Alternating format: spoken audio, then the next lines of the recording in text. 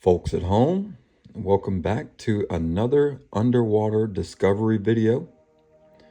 Today we are going to be exploring waters off of the Alabama coast. Now, right off the bat, you guys will notice that there is a lot of sediment. I'm not sure what this stuff is in the water, but a lot going on in this water. We'll start seeing triggerfish up top in the upper column of the water, spadefish as well. Those are two of the common species that we'll see right here in the upper column of the water here in the Gulf. So lots of triggerfish, lots of spadefish. But again, this water is going to be some of the most stained water that we have done a camera drop in. So visibility is going to be really limited, and it's going to be really hard to see, and at times we will get disoriented, and we'll explain that more. But we got some really curious spadefish, really curious amberjack, all coming right up to the camera just to investigate. A few red snapper as we get lower into the water column.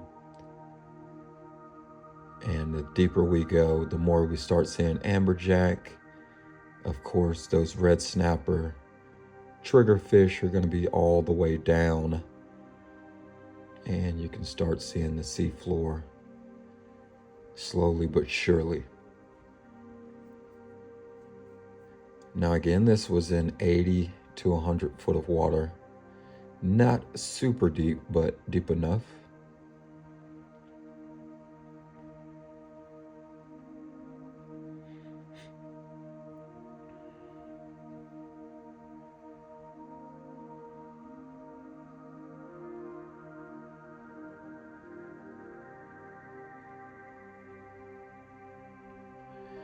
Now, as we got down to the seafloor, I could tell that it was just going to be very low visibility on this side. So typically we launch out of Florida, either Pensacola or Destin, and the water's a lot cleaner. But here the water was definitely really stained, and I think that's common off the Alabama coast, as you have those rivers dumping into the Gulf right there at the Alabama Pass, and right there off of Fort Morgan there in Alabama. So again, lots of amberjack, lots of triggerfish, and you're going to start seeing more and more red snapper.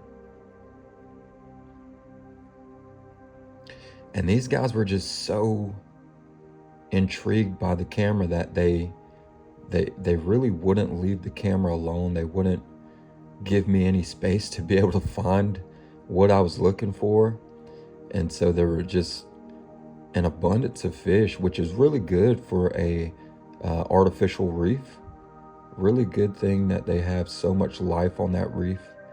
But for someone like me who's trying to explore a reef, it made it difficult to see. So coupled with that stained water and abundance of fish, it really made it hard. So I had to come back up top, get my bearings about me. And once we did figure out which direction our camera was facing, get oriented, we did head back down. And to be honest, this took about 3 or 4 tries, honestly. So I think this was our last drop, where we sent her all the way back down to the seafloor, even making contact there. And I decided to just head in a direction in hopes that I would run into the structure, the reef. And so typically when I start seeing a dark shadow, that's your clue, that's your sign that there's your structure, right? So I got close enough to where I knew that was my structure. Again, here come the fish. Some really large red snapper there. Upper 20 inches. offshore size sheep's head, and the fish will close in on me and just kind of observe and inspect, if you will. So lots of eyes on me at one time. A little bit overwhelming, but cool to see. Lots and lots of red snapper.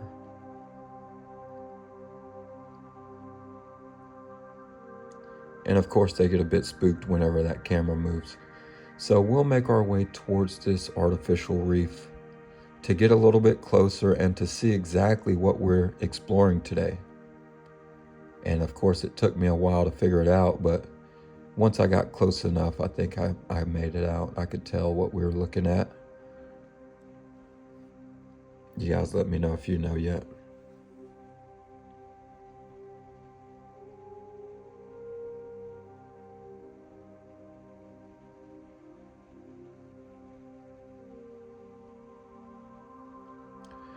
So although these artificial reefs are named and labeled on our fish finders, we really don't know what it is unless the structure is mentioned in the title on our fish finder, right? So unless it says it's a ship or a barge or chicken coops, whatever it may be, sunken car, we really don't know. So if it's just a name, let's say it's the USS Merrill or the Oriskany, you really don't know unless you drop down into it. And so as we get closer, we take a pause here and we can see that this is definitely an Army tank, and it is an upside down Army tank. So when they drop this guy off the ship, it must have turned over just before landing. And this is how she sits on the sea floor.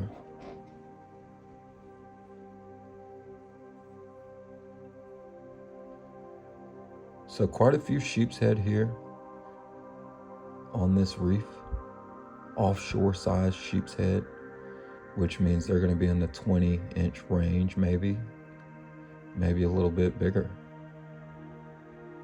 Hanging out here with these bigger red snappers, bigger mangrove snappers, amberjack, triggerfish. And so one thing I want to point out, look at the dark colors on these fish. So fish have a resilience about them where depending on the type of water clarity as well as environment that they live in, fish have a way of adapting and changing colors to that environment. So if they live in really bright, clear water, then they're going to have kind of a bright tone to them. Our red snapper and Pensacola, Destin, they're red, but they're not like a dark red, you know? And so if you look at some of these fish, you can see they have a dark color to them. They're dark red. Some of them have that bright red, but look at how dark red this is. And these fish have adapted to their environment. It's like if you catch a redfish in that stained, tannic, almost brackish water, you'll notice that that fish can sometimes come out a red, goldish copper tone to him. And that's because that fish has lived in that environment for a while and he has adapted to those colors and whatnot. But I thought that was cool how these fish had a way of turning themselves darker in color to adapt with their surroundings. Some of these are red snapper, some of them are mangrove snapper.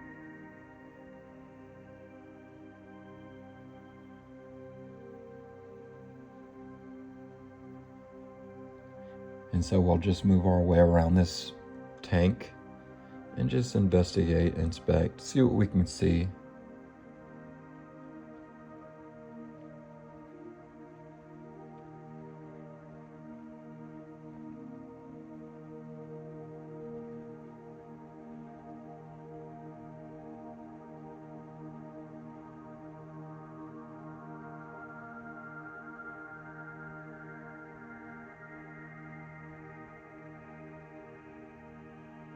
Really big mangrove snapper there.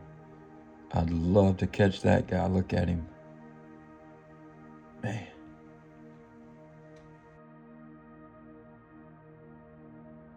A really big sheep's head there.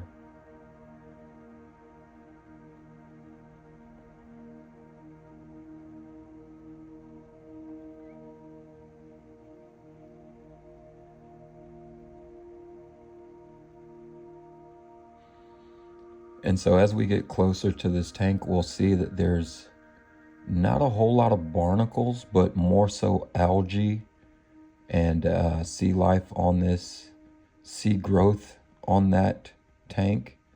And that's from all the stained water, of course the algae that floats.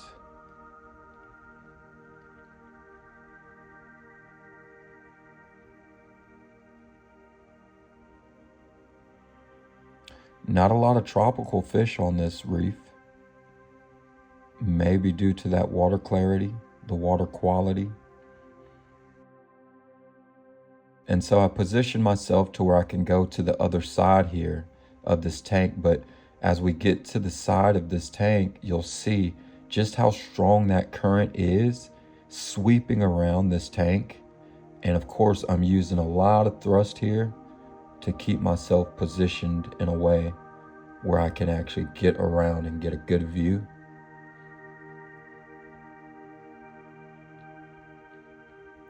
And then we allow that current to just sweep us back to the other side of it.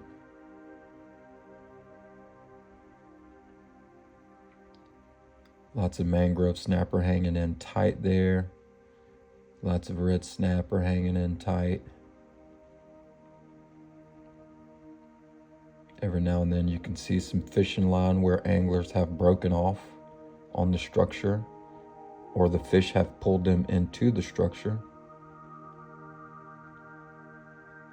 A gorgeous shot there. There's a little reef fish, bright in color.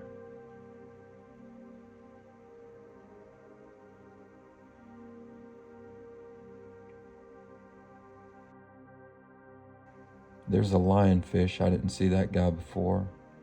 I believe that's a sea slug. That guy there.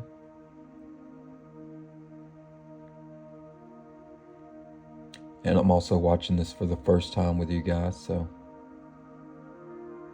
try to keep up here.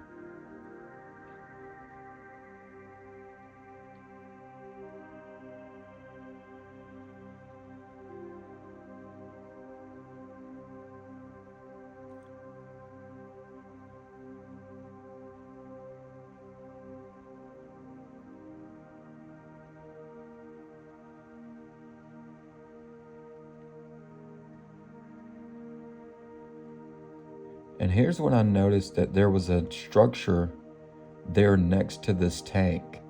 Now, I'm not sure what this is. I don't think it's a tank. I do not think it is a tank. It has too much going on for it to be a tank. And so we'll just investigate and inspect it as well. Laying right next to the tank, which was interesting.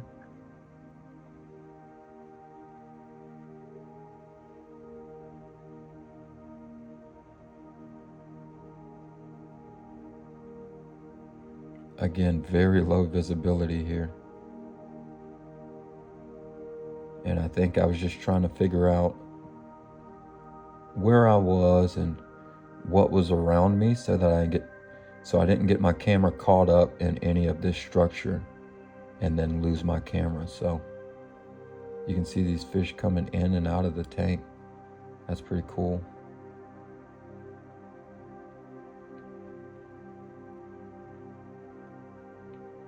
Lots and lots of fish.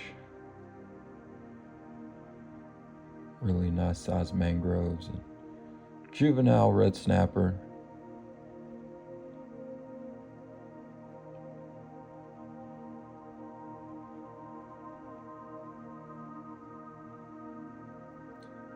And so we'll make our way towards this structure. really trying to figure out what is this thing. And it's hard to tell.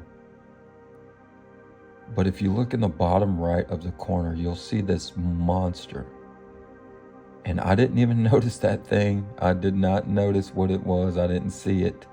I just kept inspecting whatever this structure was and the fish all over it. So I continued to do my thing. And there he is. This is when I saw this thing. And it spooked me, of course. It definitely spooked me. I tried to watch it swim off into the distance, and with low visibility, he vanished pretty quick. And so with me being kind of startled, I'm getting swept away by the current. So I push my way back towards the structure. You guys got to think, these fish have to constantly swim against this current unless they hang really tight to the structure.